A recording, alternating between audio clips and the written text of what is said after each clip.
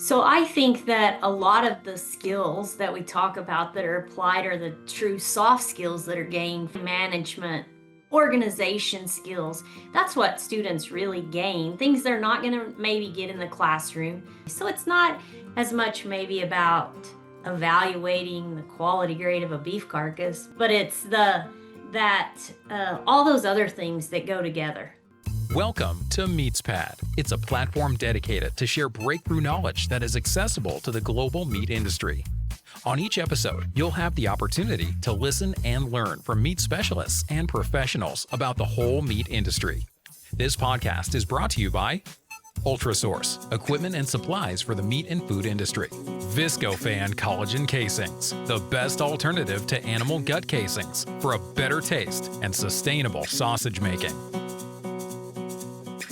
Hello, meat folks. Welcome back to the Meatspad podcast. It's your happy, hungry host, Phil Bass, here with another meat enthusiast. And this time, we're going to be talking about meat judging, and who better than Dr. Gretchen Mafi to help us with that. So, Gretchen, thanks for joining us today. Oh, thanks for having me. We are super excited to get to talk more about meat judging. Yeah, it's something that is a discussion, or it's interjected into a lot of the discussions here on Meatspad, but it's never really been focused upon. And so now's the time, and I'm grateful that you're here. And so we have a lot of listeners that maybe didn't go through the same academic avenues as you and I. I did not do meat judging, but I'm familiar with it. So let's tell the world now, what is meat judging? Awesome. So, meat judging is an opportunity for students at different universities and colleges around the country, or even 4-H and FFA students, to evaluate beef carcasses, pork carcasses, lamb carcasses, or cuts from those carcasses, decide which ones are higher quality or maybe higher value, also higher cutability, so less fat and more muscle. So it puts their decision-making skills to the test. It also helps with the opportunity to communicate those decisions, defend those decisions. So it's an opportunity we get to go around the country, build relationships, but specifically it's to evaluate beef, pork, and lamb carcasses and cuts. Mm-hmm. So, yes, and I'm rapidly scribbling down notes because there's things that we need to come back and touch on, Okay. that are extremely beneficial characteristics of meat judging, and we'll talk about that a little bit more as we go on. But tell us a little bit about the history of the program. How did we get to this point? Is this something that the Greeks and Romans were doing, or is this a little bit more of a recent phenomenon? Much more recent, Okay. but actually we're coming up on 100 years. Well, So that's in pretty the good. in the 1920s, as we had formation of the National Livestock and Meat Board by Thomas Wilson, and then he appointed the executive director as R.C. Pollock, and it was R.C. Pollock's idea to come up with meat judging contests, and he pitched it to Thomas Wilson, and they said, "Hey, we need to do this, teach more people about meats and what it is and how to evaluate quality and cutability."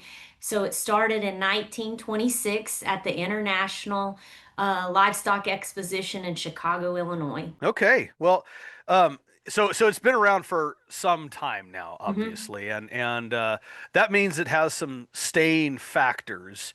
Maybe tell us a little bit about why do you think it's lasted so long? And I would venture to guess the popularity has not declined at all. It's actually expanded, right? Right.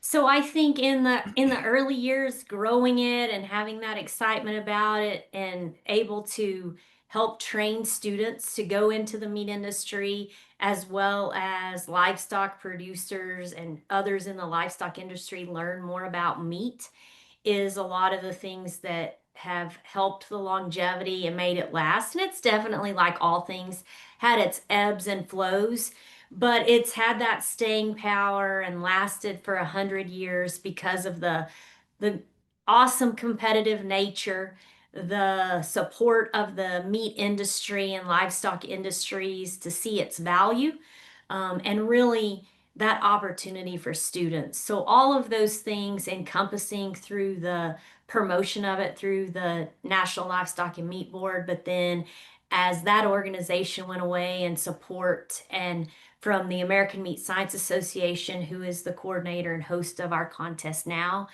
as well as industry partners that we have across the country, has what really, because they see the value and importance, has given it that stability. Hmm.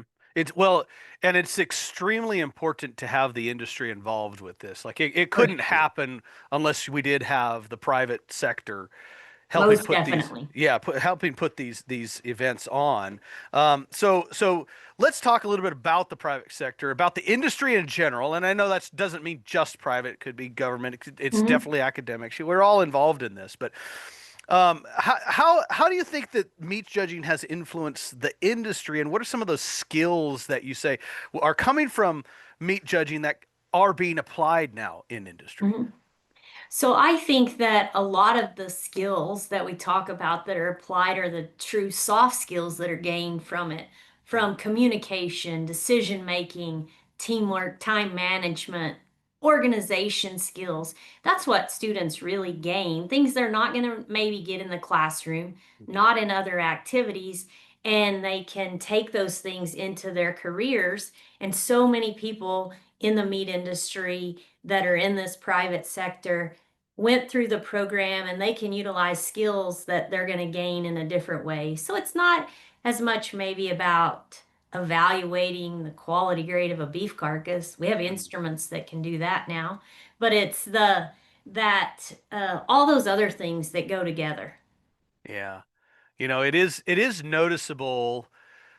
So like I mentioned, I came from very, very small programs that did not have meat judging. I had amazing other opportunities that have brought me into the industry and exposed me to some of that soft skills. I Mhm. gratefully thank Dr. Bob Delmore for dragging me all around the West Coast and going to meetings and things because it did allow me to interact with folks. But meat judging absolutely brings people away from their home base, Mhm. takes them to different parts of the country, which I say all the time on this program that if we just travel more and experience other people and other places, there would not be conflicts in this world. So it is a great way of just helping folks, especially young folks, get exposed to different parts of the country. Mhm. The public speaking factor is just absolutely immense, and pulling people out of their shells and giving them a relatively safe place to do that Mhm. amongst colleagues, amongst people who are there, really excited to have them there. I mean, Yes. it's a very welcoming environment. I've Mhm. never experienced anything other than that. And then I currently have some graduate students working with me.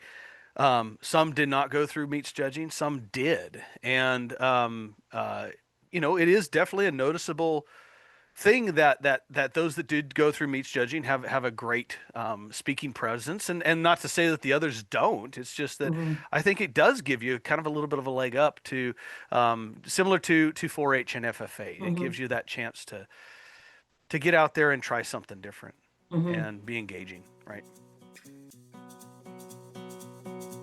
Since 1883, Ultrasource has been a trusted supplier to the food industry. Ultrasource provides superior kill floor, processing, packaging, and labeling equipment and operational supplies. Um, so there's a lot that's going on. As you mentioned, it's a 100-year celebration that's coming about. So tell us about what to expect from the celebration and how to get involved. Yes. So as we're coming up on the 100th year, there are going to be a lot of activities. We're hoping to have a few contests for alumni actually, so they can maybe go back to a contest they went to and see. So the National Western is hopefully going to host, or they are going to host alumni to come in and maybe judge a contest, get to go to the awards breakfast, interact with students that are judging. So that will be in January. We're going to do the same thing, hopefully, at the American Royal next October in Omaha, Nebraska, to allow just for some fun, friendly competition, but mostly to reunite with people that maybe judged or like-minded and went through the program and have a great time. But our biggest celebration will be at the Reciprocal Meats Conference in Amarillo, Texas in June. And we're hopefully to have a throwback contest to maybe what it was like in the 20s, 30s, 40s. See some really cool things and just celebrate and tell stories and make those just relive those memories that so many of us have from that great experience. So Throwback to the 1920s. So handlebar mustaches and bow ties will be a requirement, I assume. So I think we might have a dress code. Dr. Leslie Frenzel, if she could pick and she oversees the program, I think we would have a 20s theme for sure. that'd be so cool. Top hats and everything. Yes. Uh, okay. So that sounds like a ton of fun. I think there's a lot of opportunity for folks to get involved. What if there's folks like me that should just show up and we're not an alum of the program? Would we be allowed to participate as well? Oh, most definitely. We would love to have anyone that wants to attend just to hear more about it. I think you would love hearing the stories, interacting. You have just being in the meat industry. We all know each other, I feel Yeah. like, and it's a great time and have that interaction and sharing and all the fellowship would be awesome. Yeah. Like I said, this gets a chance for students to get out and about, go see different things. It also gives them a chance to get into packing houses, Hmm. large scale packing houses. In fact, that's where most of these events are going to be held. Now, not only is there that opportunity to connect directly with potential employers, right? Hmm. But there's a lot of training that gets involved as well. And maybe you can talk a little bit about just some of the background of what do the successful teams do? And there are a few that are just kind of stand up and stand outs.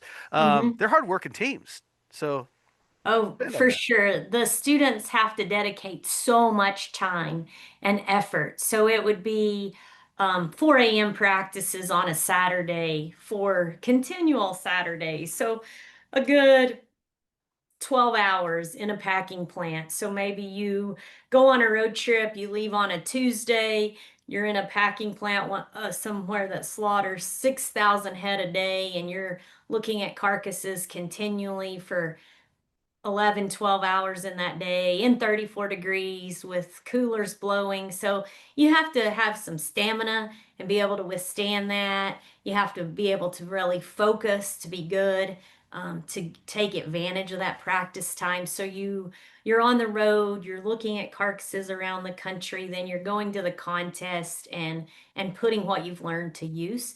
And so I think that's one thing that can be an advantage for these students as they move forward. They've learned to deal with some adversity, Mhm. learned how to deal with being tired, tried to perfect skills. So all of those things are really important. But that opportunity to see and grow in that way is what really makes successful teams. So uh, it takes a lot of drive and effort, passion, and really wanting to do good to get to that level. I often equate like the time commitment is very similar to like a university athlete, and yet the entry level is much easier to get into. More Mhm. people can get involved, right? You don't have to be some For stellar sure. athlete to be involved in something that's extremely important. That's still going to give you those same similar discipline type Mhm. skills. Really, it gives you a chance to learn what it's like to get up at 4 in the morning, and maybe it builds that grit, and maybe it also builds that desire to get a job that and work hard to get a job that you don't have to maybe get up at 4 in the morning for For later on. sure. But it's a great thing. It absolutely builds grit and builds that determination, um, and it helps you be part of a team and you go Mhm. work as a team, right? Yes. So Gretchen, you have some background in meats judging. I like to ask. I don't think I've ever had you on the podcast before, right? Nope, Okay, first so time. first timer. I always like to first off ask, how did you become Dr. Gretchen Mafi at Oklahoma State University? And tell us a little bit about how you got involved in meats judging. Mhm. I have a feeling it's all kind of interwoven. So it is. I am a professor at Oklahoma State because I joined the meat judging team. Mhm. So I actually went to college to rodeo and be an accounting major.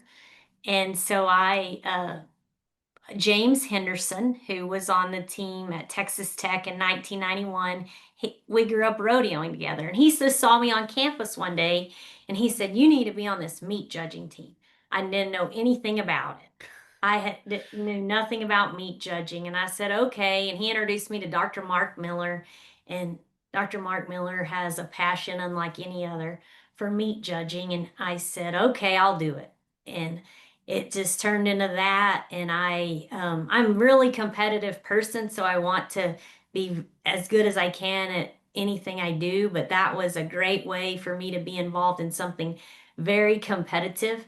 And it led me to be able to do undergraduate research onto a master's degree and coach the meat judging team at Colorado State University, then back to Texas Tech for a PhD. I actually worked at USDA in meat grading standards with Dr. Jimmy Wise for a little while, and then start a program at Angelo State University. Dr. Mandy Carr Johnson, she had the funding secured, and we got to build a meat lab together there. And so it just on and on. And now I've been at Oklahoma State for 20 years and coaching the team. And really, that's how it all started with meat judging. So. Yeah. Quite a career. You named a number of legends in there as well. Jimmy Wise, of course, and Dr. Mark Miller. I think we'd be remiss to if we didn't mention Dr. Gordon Davis, like probably one of the biggest champions of the meat judging world out there. Mhm. And all of that to say that it's very much a family, and you get to experience an awful lot of things. You get to do an awful lot of things. You get Mhm. set on some pretty cool career paths. That's something that Dr. Gordon Davis really champions. I know still to this day at our reciprocal meat conferences, gets up at least once during the meetings and says, if we want more people involved, we got to do more meats judging. And I definitely agree with him to an extent on that. You know, Mhm. it has brought people into the world, as you have mentioned, that you didn't know it was a thing. Mhm. And you could have been a rodeo accountant for all I That's know. right. But instead, you have made a notable career, by the way, in the meats world, in the academic community, also working on the governmental side, and have made a lot of contributions. And for that, we thank you, and we thank you for joining us today. Awesome. Thank you so much for having me. Yeah. All right. Well, everyone, if you have more interest, please reach out to meatscience.org. That's where you'll get an entire background, and there's whole columns, and all of the meat judging information is on there. And it's also where you can find the timing for our upcoming 2026 Reciprocal Meat Conference. I don't have that in front of me, but it is in June, usually middle of June, where the big celebration will occur. And so if you're up for it, we'll see you there.